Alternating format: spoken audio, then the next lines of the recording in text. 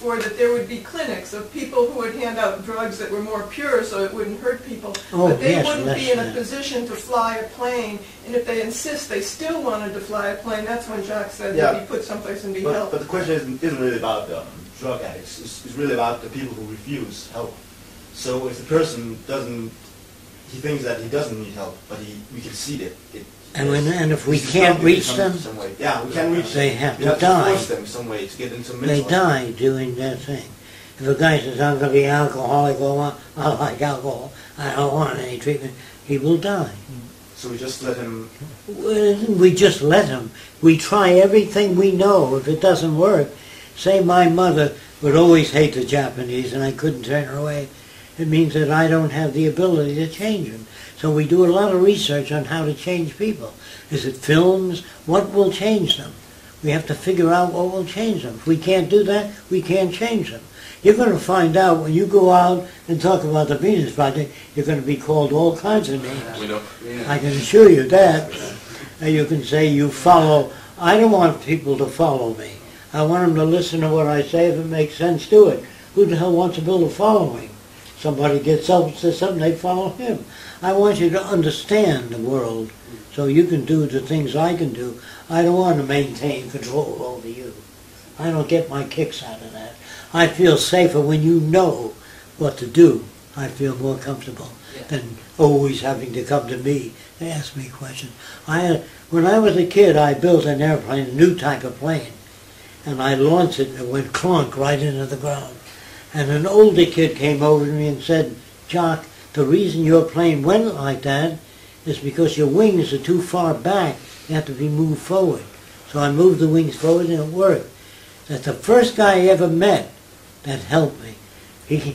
Most of the other kids says, my plane is better than yours. It's the ego, you know what I mean? But this kid gave me information. I said, how did you know that? He said, because I did the same mistake you did, and somebody came over and helped me.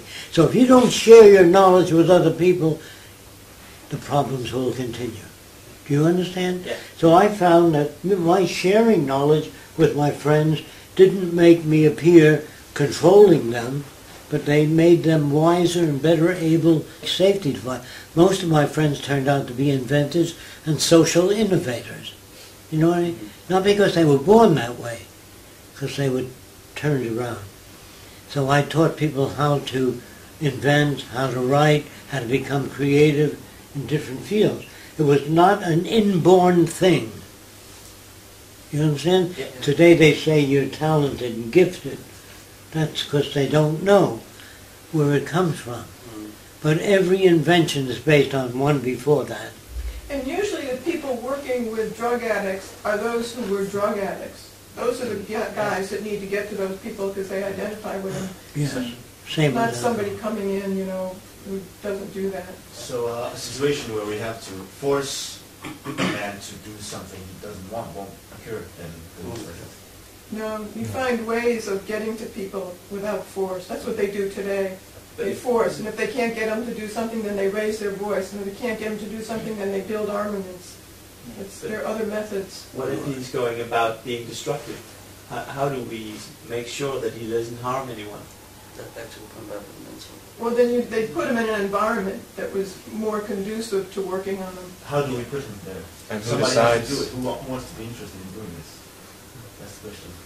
Those who are working with people who do that, they'd have to get them there some way.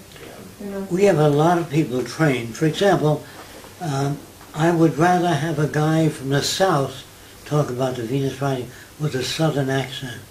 And if we work with Hindus, I'd have a Hindu trained in the Venus Project who presents it.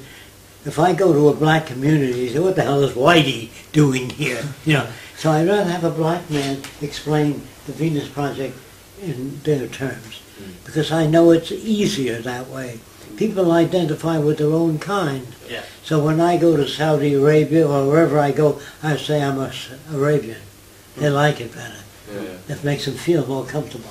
And it's sickness, you know. But I have to do that. When a guy says to me, you look like an Italian. Are you Italian? I say, yes. They say, Goomba. They shake hands. That means they're ready to go. What have you got to say? But if you say, no, I'm Swedish, No, they don't pay as much attention. I'd rather have a Swede to describe the Venus Project.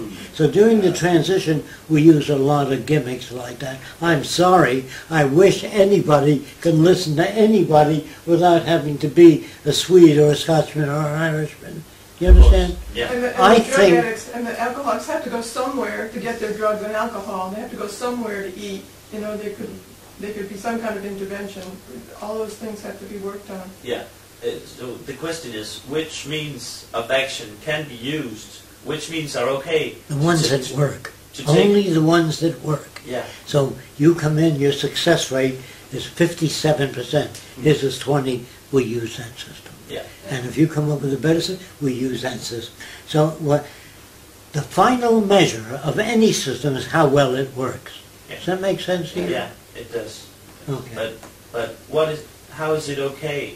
How can you decide what to do with a person in order to prevent him from acting destructively towards another? Okay.